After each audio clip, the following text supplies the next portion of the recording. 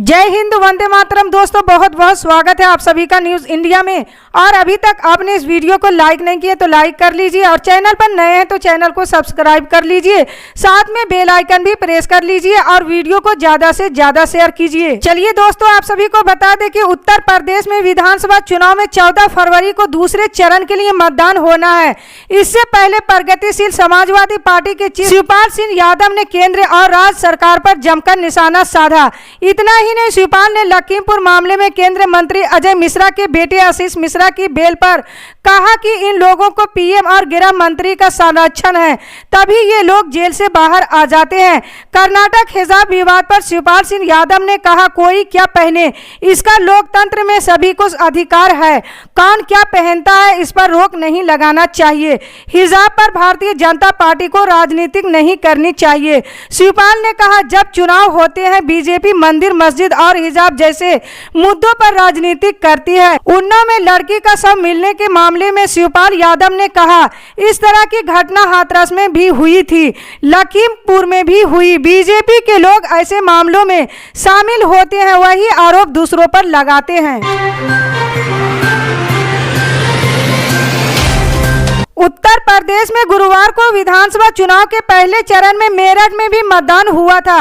वहीं मतदान के बीच सरधना में भाजपा विधायक संगीत सोम पर पीठासीन अधिकारी को थप्पड़ मारने और अभद्रता करने का आरोप लगाया है। इस मामले में पुलिस ने सरधना थाने में भाजपा विधायक के खिलाफ मुकदमा दर्ज किया है। आरोप है कि मतदान के दौरान पीठासीन अधिकारी को संगीत सोम ने धमकाया और थप्पड़ मारा। इसके बाद वहां जमकर हंगामा हुआ। पुलिस ने संगीत सोम के खिलाफ केस दर्ज कर लिया है, जिसमें भाजपा विधायक पर आरोप है कि वोटिंग के दौरान सवाल गांव के प्राथमिक विद्यालय के बूथ नंबर 131 पर संगीत सोम पहुंचे थे। वहां उन्होंने वोटिंग की रफ्तार कम होने को लेकर पीठासीन अधिकारी से कारण पूछा। विधायक के पूछने पर पीठासीन अधिकारी ने कहा कि मतदान सही चल रही है। साथ ही उन्होंने कहा कि पूरी प्रक्रिया की वीडियो रिकॉर्डिंग भी हो रही है। एफआईआर के मुताबिक पीठासीन अधिकारी के इस जवाब पर भाजपा विधायक भड़क गए और पीठासीन अधिकारी से अभद्रता करने लगे। इस दौरान उन्होंने पीठासीन अधिकारी को थप्पड़ जड़ दिया। उत्तर प्रदेश विधानसभा के पहले चरण का मतदान 10 फरवरी को संपन्न हो गया है। पहले चरण में 58 विधानसभा सीटों पर 60.17% मतदान हुआ, जिसमें सबसे अधिक मतदान कैराना में हुआ। अब दूसरे चरण की वोटिंग 14 फरवरी को होनी है। पहले चरण में ज्यादातर पश्चिमी यूपी की सीटों पर चुनाव हुए। किसान नेता राकेश टिकैत यहीं से ताल्लुक रखते हैं। पहले चरण के मतदान के बाद टिकैत ने चुनाव को लेकर कई अनुमान लगाए। वरिष्ठ पत्रकार अजीत अंजुम ने राकेश टिकैत से पूछा कि कैराना और मुजफ्फरनगर में वोटिंग हो चुकी है तो किसकी गर्मी शांत हुई, जिस पर टिकैत ने कहा, जनता बड़ी साइलेंट वोटिंग करती है, वो किसी को बताती नहीं है और जनता ने ऐसा किया है। अगर वोट का आंकड़ा कैराना और मुजफ्फरनगर में बढ़ा है तो वो ये सरकार के खिलाफ जाता है। तेलंगाना के मुख्यमंत्री के चंद्रशेखर राव ने जनगांव में कहा कि मैं बाघ का बेटा हूं और प्रधानमंत्री नरेंद्र मोदी को सत्ता से बाहर कर दूंगा। टीआरएस प्रमुख और तेलंगाना के मुख्यमंत्री जनगांव में नए इलेक्ट्रिक भवन का उद्घाटन करने के बाद एक जनसभा को संबोधित कर रहे थे। इस दौरान उन्होंने ये बात कही। केसीआर ने आरोप लगाया कि पीएम मोदी के नेतृत्व वाली एनडीए सरकार तेलंगाना के विकास के लिए समर्थन देने में विफल रही है। उन्होंने कहा कि एनडीए सरकार को जल्द ही सत्ता से बाहर कर दिया जाएगा। उन्होंने जनता को संबोधित करते हुए कहा कि अगर आप मुझे आशीर्वाद दे तो मैं लड़ने के लिए तैयार हूं और दिल्ली के किले पर धावा बोलने को तैयार हूं। उन्होंने कहा कि नरेंद्र मोदी सावधान रहे, मैं बाघ का बेटा हूं, ये तेलंगाना है। पंजाब चुनाव से पहले शिरोमणि अकाली दल के संरक्षक प्रकाश सिंह बादल ने दिल्ली के मुख्यमंत्री अरविंद केजरीवाल पर निशाना साधा है। उन्होंने कहा है कि केजरीवाल पंजाब के लोगों से एक मौका मांग रहे हैं, उसके बाद देश के लोगों से प्रधानमंत्री के लिए मौका मांगेंगे। बादल ने कहा है कि अरविंद केजरीवाल झूठे वादे, झूठा प्रचार करके पंजाब में सरकार बनना चाहते हैं, जबकि अकाली दल पहले ही लोगों के लिए काम कर चुका है और करता रहेगा। अरविंद केजरीवाल के लिए बादल ने कहा कि जिसको अभी तक लोगों ने परखा ही नहीं है, अनजान नेता को वोटर वोट क्यों दे, जबकि उनके पास अकाली दल जैसी काम करने वाली पॉलिटिकल पार्टी है। शिवसेना नेता आदित्य ठाकरे ने आगामी गोवा विधानसभा चुनाव के लिए पार्टी का डिजिटल घोषणा पत्र जारी कर दिया है।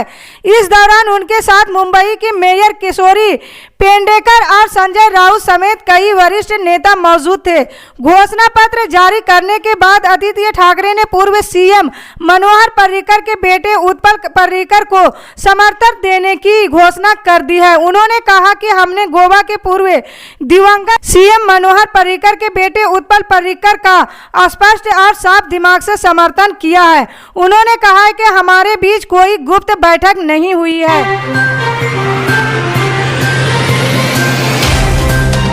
उत्तर प्रदेश में सियासी पारा हाई है। पहले चरण की वोटिंग हो चुकी है, वहीं दूसरे चरण की वोटिंग 14 फरवरी को होनी है।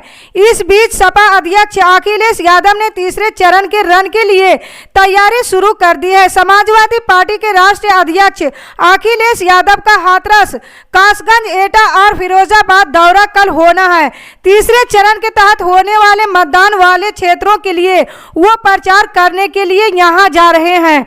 अखिलेश यादव कल सुबह लखनऊ एयरपोर्ट से हाथरस के लिए रवाना होंगे। शाम तक कासगंज, एटा और फिरोजाबाद में भी सपा मुखिया चुनावी जनसंपर्क करेंगे। सपा अध्यक्ष अखिलेश यादव देर शाम तक लखनऊ वापस आएंगे। चुनावी प्रचार के बीच अखिलेश यादव उन दिनों खास व्यस्त रहेंगे।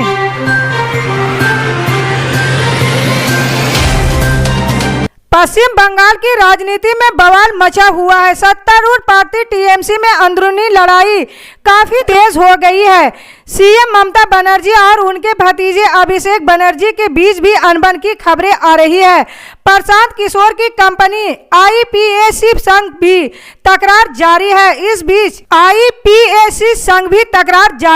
इस बीच आज शाम को सीएम ममता बनर्जी ने पार्टी की आपात बैठक बुलाई है। अभिषेक बनर्जी उस बैठक में पहुंच गए हैं। उस बैठक में पहले बंगाल सरकार में मंत्री ने दो टूक कह दिया है कि बंगाल में सिर्फ ममता बनर्जी ही उनकी नेता है और उन्हीं के चेहरे पर पिछले साल चुनाव जीता गया है। जो भी फैसला होगा उसमें ममता बनर्जी की मोहर लगनी जरूरी है। ये भी जोर देकर कहा गया कि ममता बनर्जी के अलावा कोई दूसरा नेता उनकी पार्टी को मान्य नहीं है। अब ये बयान उस समय सामने आया जब टीएमसी के अंदर ओल्ड बनाम यंग गार्ड की लड़ाई बढ़ती जा रही है।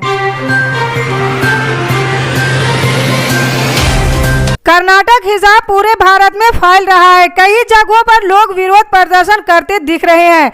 इस बीच समाजवादी पार्टी के नेता रुबीना खानम ने शनिवार को उत्तर प्रदेश के अलीगढ़ में कहा कि हिजाब को छूने की कोशिश करने वालों के हाथ काट दिए जाएंगे।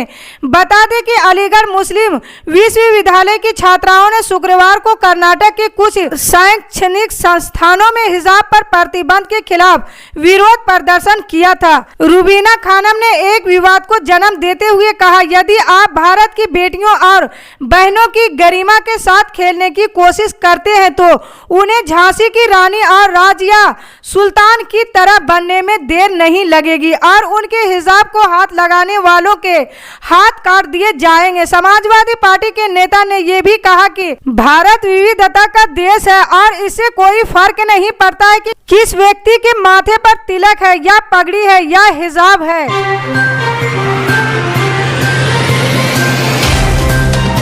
कोलकाता 12 फरवरी पश्चिम बंगाल के विधान नगर, आसनसोल, सिलीगुड़ी और चंदन नगर नगर निगमों के लिए शनिवार अपराह्न 1 बजे तक 60.64% मतदान हुआ। राज्य चुनाव आयोग के एक अधिकारी ने बताया है कि सत्तारूढ़ तृणमूल कांग्रेस और विपक्षी दलों के कार्यकर्ताओं के बीच झड़प की छुटपुट घटनाओं के अलावा मतदान शांतिपूर्वक चल रहा है। उन्होंने कहा है कि मतदान सुबह 7 बजे प्रारंभ हुआ। पश्चिम बंगाल राज्य निर्वाचन आयोग के वरिष्ठ अधिकारी ने कहा, मतदान शांतिपूर्व ढंग से हो रहा है, हिंसा की कोई घटना नहीं हुई है। हमने इन नगर निगम क्षेत्रों में से कुछ गड़बड़ी पर संज्ञान लिया है, जहां बाहरी लोग मतदाताओं की कतार में खड़े पाए गए थे।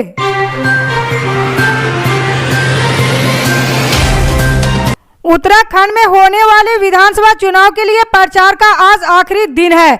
ऐसे में सभी पार्टियां पूरे जोर शोर से जनता को लुभाने में लगी है। वहीं चुनाव से ठीक पहले राज्य के सीएम पुष्कर सिंह धामी ने एक बड़ा दांव खेला है। बता दें कि पुष्कर सिंह धामी ने ये ऐलान किया है कि अगर राज्य में उनकी सरकार बनी तो शपथ ग्रहण के बाद वो तुरंत यूनिफॉर्म शिविर कोड लगाएंगे। वहीं अब धामी की इस बात पर पलटवार करते हुए एआईएम चीफ असदुद्दीन ओवैसी ने कहा है कि सीएम को समझना चाहिए कि यूनिफॉर्म का मतलब आम नहीं होता है। असदुद्दीन ओवैसी ने कहा कि सीएम इस बात को समझे, यूनिफॉर्म का मतलब आम नहीं होता। और बाबा साहेब ने भी कहा था कि ये स्वैच्छिक होना चाहिए, ना कि अनिवार्य होने को कहा है। उन्होंने कहा है कि एआईएम अनेकता में एकता में विश्वास रखता है। विविधता का क्या अर्थ है? इसका मतलब है कि एक आकार सभी के लिए उपयुक्त नहीं होगा और भारत में कई संस्कृतियां हैं। इसी तरह की पल पल के अपडेट जानने के लिए जुड़े रहें हमारे न्यूज इंडिया के साथ। मिलते हैं अगली बड़ी खबर में, तब तक के लिए जय हिंद।